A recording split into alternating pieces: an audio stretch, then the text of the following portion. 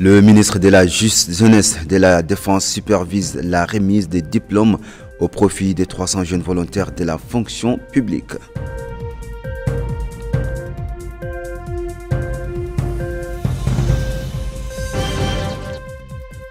Signature d'un accord de partenariat pour la construction d'une centrale hydrique hybride solaire éolienne d'une capacité de 60 MW.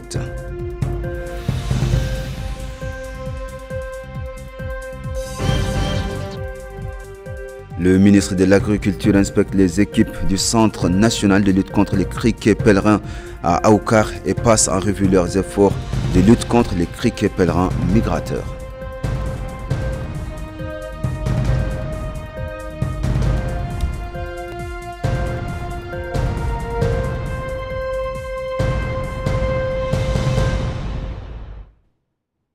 Mesdames et messieurs, bonsoir, bienvenue. Quel plaisir de vous retrouver ce soir. Le ministre de l'Autonomisation, de la Jeunesse, de l'Emploi, des Sports et des Services Civiques, M. Mohamed Abdullahi Woulouli, et le ministre de la Défense, des Retraités, des Enfants des Martyrs, M. Hanana Woul Sidi, ont supervisé aujourd'hui au niveau des wilayas de Nouakchott Sud et Nouakchott Nord la clôture d'une semaine de formation au profit des 300 jeunes volontaires du service civique. Cette formation, organisée en coopération avec le ministère de la Défense, des Retraités, des Enfants des Martyrs et avec la participation du ministère de la Santé, vise à préparer physiquement et mentalement les jeunes volontaires à accomplir les missions qui les attendent dans les hôpitaux du pays. C'est un compte rendu signé Aminata Khan. Clap de fin de la semaine de formation au profit de 300 jeunes volontaires au service civique. Et ce sont les ministres de l'autonomisation, de la jeunesse, de l'emploi, des sports et du service civique, de la défense, des retraités et des enfants des martyrs, respectivement Mohamed Abdullahi Woulouli et Hanana Woul Sidi, qui ont supervisé la cérémonie. La première étape de la cérémonie a débuté par des démonstrations, l'assistance a eu droit à des exercices militaires au cours desquels les diplômés ont présenté leurs compétences qu'ils avaient acquises lors de leur formation. Après les démonstrations, place au discours et c'est le ministre de l'Autonomisation de la Jeunesse qui a été le premier à monter au créneau, exprimant son satisfecit d'assister à la cérémonie de remise de diplôme d'une promotion de plus de 300 jeunes volontaires répartis en deux catégories. La première comprend 185 jeunes femmes et la seconde 115 jeunes hommes. Affirmant que la formation s'inscrit dans le cadre du partenariat entre son département et celui de la Défense et en application aux instructions du président de la République visant à promouvoir le service civique auprès des jeunes. Le ministre a indiqué que cette promotion a été sélectionnée parmi 7000 candidatures de manière transparente via la plateforme du service civique, ajoutant l'importance cruciale de cette formation pour l'apprentissage de la discipline, du civisme, du respect des symboles de l'État et des premiers secours. Le ministre de la Défense, des Retraités et des Enfants des Martyrs a déclaré que son département est fier de participer à cet ambitieux programme mis en œuvre par le ministère de l'Autonomisation des jeunes, de l'Emploi, des Sports et du Service civique. Il a estimé que ce nouveau programme destiné aux jeunes volontaires concrétise la vision du président de la République, chef suprême des forces armées, Mohamed Cheikh Al-Qazouani, concernant l'importance de l'éducation et de la formation, ainsi que de l'inculcation des valeurs civiques aux jeunes générations. Expliquant dans ce cadre que ce programme introduit un nouveau volet axé sur l'éducation et la discipline morale en plus des premiers secours. Enfin, le ministre de la Défense, des Retraités et des Enfants des Martyrs a affirmé que son département avait mobilisé à cette fin un groupe d'officiers, de sous-officiers et de soldats retraités de diverses branches militaires et de sécurité, exprimant l'espoir que cela contribuera à améliorer la condition physique des bénéficiaires et aura un impact positif sur l'amélioration des résultats des formations futures ainsi que sur l'employabilité. Les jeunes ayant suivi la formation ont remercié les 2 départements. Ils ont indiqué qu'ils ont beaucoup appris et qu'ils ont hâte de pratiquer sur le terrain les cours théoriques. Signature hier soir à Nouakchott d'un contrat de financement, de développement, de construction et d'exploitation d'une centrale de production d'énergie hybride solaire éolienne d'une capacité de 60 MW. Les ministres de l'économie et des finances, de l'énergie et du pétrole, respectivement, M. Sid Ahmed Oulbou et M. Mohamed Oul Khalid, ont présidé la rencontre. Maïmouna Lo nous en dit plus. Ont procédé à la signature d'un contrat portant sur le financement, le développement, la construction et l'exploitation d'une centrale hybride de production d'énergie solaire et éolienne d'une capacité de 60 MW. Le ministre de l'économie et des finances, Sid Ahmed Oulbou, et le ministre de l'énergie et du pétrole, Mohamed Oul Khalid, en partenariat avec le directeur du groupe pour l'énergie verte. Dans son allocution, le ministre de l'économie et des finances a déclaré que ce projet est le premier projet de partenariat public-privé dans le domaine de l'énergie et le premier projet de production d'électricité par des acteurs privés, ce qui témoigne de leur confiance dans la volonté du gouvernement mauritanien de diversifier la base de production et de fournir des sources d'énergie durables au service de l'économie. Il a souligné que ce projet représente un saut qualitatif dans les projets de partenariat public-privé en raison de la réduction significative de la charge sur les finances publiques qu'il permet. Il a ajouté également que le contrat comprend une clause de réception et de paiement, ce qui constitue une garantie essentielle pour l'investisseur qui a risqué ses fonds dans un projet stratégique. De son côté, le ministre de l'énergie et du pétrole, Mohamed Oul Khalid, a déclaré que ce projet représente un ajout qualitatif au système électrique et renforcera sa capacité de production.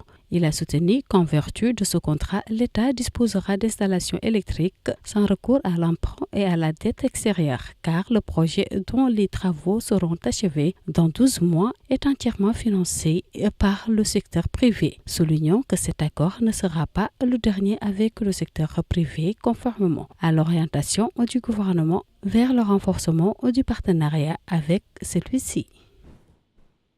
Le ministre de l'Agriculture et de la Souveraineté alimentaire, M. Mamoul Boybata, a inspecté les équipes terrestres du Centre national de lutte contre les criquets pèlerins. La visite inclut les régions de Faye, d'Ayet Allah et Kardjana. Plus de précisions dans ce récit signé Aminata Khan. La zone de Faye à Aoukar, c'est le site où les éleveurs font leur transhumance en quête de pâturage pendant la période hivernale. Et c'est sur ce site que le ministre de l'Agriculture et de la Souveraineté alimentaire a effectué ce matin une visite d'inspection technique auprès des équipes du Centre national de lutte anti-acridien. L'objectif étant d'évaluer le travail des équipes dans la lutte contre les criquets pèlerins migrateurs ainsi que de les éradiquer avant qu'elles ne se transforment. Le ministre a indiqué en marge de sa visite avec les équipes techniques que notre pays a fourni de grands efforts dans la lutte anti-acridienne à travers une stratégie de prévention basée sur la surveillance des zones de départ et de production des criquets ainsi que le traitement de manière efficace de leurs zones de regroupement avant qu'ils n'envahissent le territoire. Il a déclaré qu'à cet effet que la zone de Faye a été mise sous surveillance depuis le mois de mai dernier et que 8 équipes mobiles sillonnent régulièrement la zone. Ajoutons que les opérations de prospection de criquets ont été menées tout au long de la période au niveau de cette zone et se sont concentrées sur le traitement des zones infestées. Le ministre a par ailleurs adressé ses remerciements aux agriculteurs qui coopèrent avec les équipes présentes sur place pour signaler à chaque fois que le besoin se fait sentir de nouveaux nids de criquets. Lui succédant, le directeur technique du Centre national de lutte anti-acrédien, Ahmed Salem Benahi, a indiqué qu'il sillonne de Vannes à Agaï tous les jours les nids des criquets pour traiter ces criquets. Il a indiqué que la stratégie abordée par le Centre national de lutte anti-acrédien contre l'invasion des criquets a jusqu'à présent apporté des résultats tangibles sur le terrain et qu'elle est essentiellement basée sur les ressources propres de l'institution qui est équipée du nécessaire pour lutter contre ces criquets. Son homologue de l'élevage, M. Mokhtar Ould Ghagui, a quant à lui effectué ce matin une visite d'information dans la wilaya du Oud El Sharqi. Découvrons ensemble dans ce reportage d'Aminata Khan les étapes de la tournée du ministre, mais aussi les objectifs des visites. Le ministre de l'élevage, Mokhtar Ould Ghagui, a effectué une visite d'information et de prise de contact au niveau de la wilaya du Oud El Sharqi. La première étape de cette visite a eu lieu à la ferme expérimentale de Bega. Là, le ministre et sa délégation d'accompagnement ont écouté des explications détaillées inhérentes au fonctionnement de cette ferme expérimentale. Ensuite, le ministre s'est rendu au niveau de la ferme de Zleva et à la coopérative de Nazaha. Là également, le ministre a reçu d'amples explications sur la nature du fonctionnement de ces deux institutions.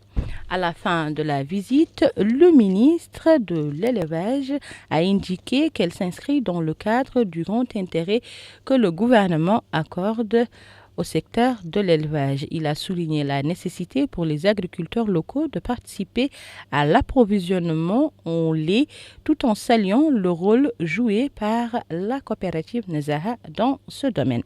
Le ministre a ajouté que la ferme de Beiga constitue un gage de pérennité et de développement des performances du secteur laitier. Lui succédant, le directeur de la ferme Nazaha, Mohamed Val Ould Nazaha, a exprimé les efforts déployés par la ferme pour répondre aux besoins en lait.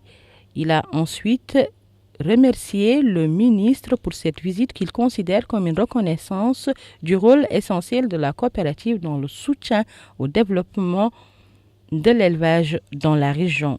Il est à noter qu'au cours de cette visite, le ministre était accompagné du wali de la wilaya du Oud El Sharqi, Isselmou Ould Sidi, et des chefs des services administratifs, militaires et sécuritaires de la wilaya.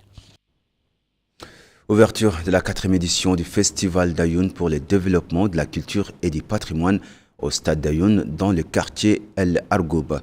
Et c'est le ministre de la Culture, des Arts, de la Communication et des Relations avec le Parlement, porte-parole du gouvernement, M. Hussein Ould Meddou, accompagné du wali de Oud El Gharbi, Ahmada Mamadou Kelly, qui a présidé l'ouverture officielle.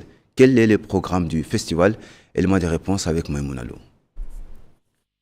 La 4e édition du Festival d'Ayoun pour le développement de la culture et du patrimoine s'est ouverte sous la présidence du ministre de la Culture, El Hussein Ould Meddou, accompagné du wali du Oud El Gharbi, Ahmada Mamadou Kelly. Sur 3 jours, le programme propose des activités culturelles, des soirées artistiques, des conférences, ainsi que des concours de Coran, de poésie et d'équitation. Dans son allocution, le ministre a souligné que la diversité des activités culturelles, humanitaires et de développement du festival porte des messages éloquents, ouvrant une fenêtre sur un passé riche en savoir, en chevalerie et en créativité. Il soutient que la culture se transforme en levier de développement et le patrimoine devient une ressource touristique et économique propice à l'emploi. Le ministre a passé en revue les transformations qualitatives réalisées ces dernières années dans le domaine culturel et dans celui de la préservation et de la protection du patrimoine, annonçant la création prochaine du musée régional d'Ayoun en coopération avec la région du Oud El Gharbi. Pour sa part, le président de la région du Oud El Gharbi, Jemal Ould Mohamed, a souligné que la présence du ministre de la Culture, des Arts, de la Communication et des Relations avec le Parlement à cette édition du festival témoigne de l'engagement du gouvernement en faveur de la culture et du patrimoine et concrétise la vision éclairée de son Excellence le Président de la République, M. Mohamed Ould Cheikh Al Ghazouani, dans son programme national « Mon ambition pour la nation ».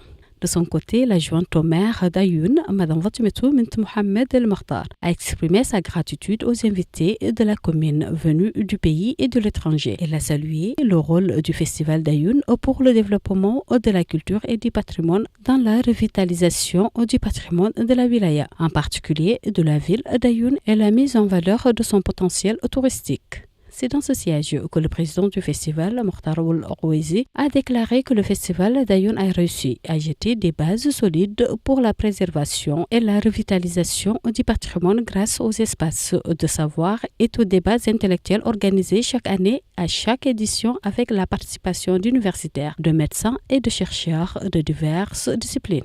Le festival comprend également une journée agricole consacrée à la Muqata d'Ayoun, une journée de la santé comprenant consultations et médicaments gratuits. Le ministre de la Culture, des Arts, de la Communication et des Relations avec le Parlement, porte-parole du gouvernement, Michel Hussein Ouelmedou, a présidé hier soir les lancements du championnat de tir à la cible traditionnelle Kharif au stand de tir du village d'Abichiche dans la commune de Bounaman, Muqata d'Ayoun. À ce championnat qui se déroule en période d'hivernage, participent 75 équipes venues de toutes les wilayas du pays. Dans son discours d'ouverture, le ministre de la Culture a expliqué que cette édition du championnat des tirs traditionnels à la cible se déroule dans un contexte particulier, marqué non seulement par la beauté naturelle de la ville d'Ayoun, mais aussi par l'excellent niveau de préparation offert par l'environnement propice à ces tirs suite à la généreuse construction de ces stands par la région du Oud el-Gharbi. Ces terrains constituent une incitation concrète à la pratique de ce sport authentique et noble qui constitue une part importante de notre patrimoine.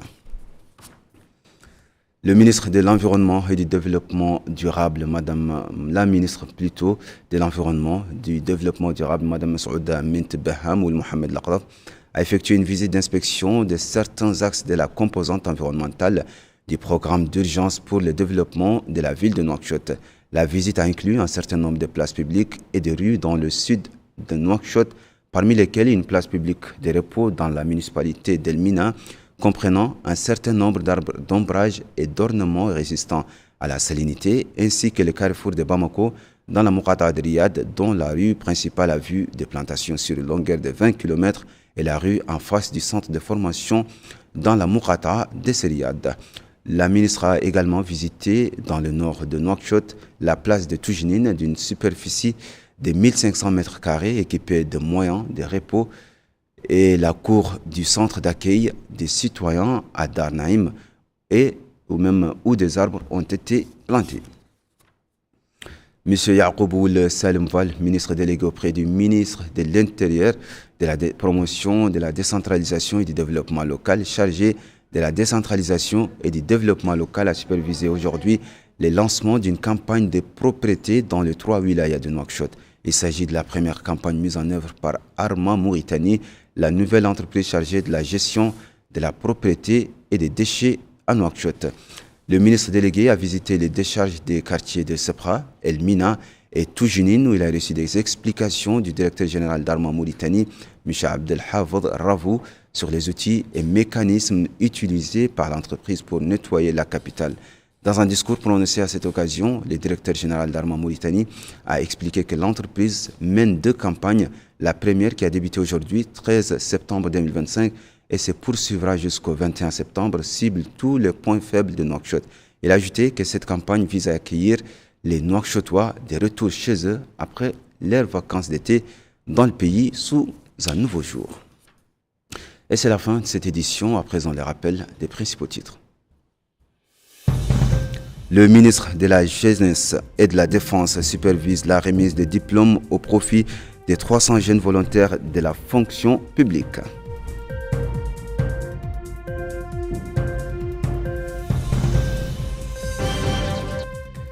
Signature d'un accord de partenariat pour la construction d'une centrale hybride solaire éolienne d'une capacité de 60 MW.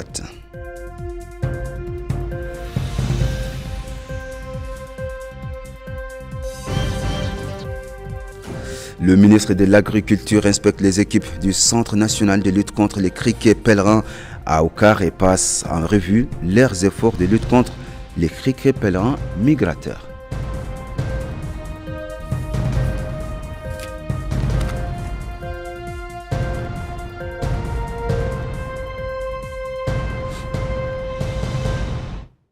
Mesdames, Mesdemoiselles, Messieurs, c'est la fin de cette édition. Merci de nous avoir suivis. Merci de votre fidélité. Nous vous souhaitons de passer une excellente fin de soirée.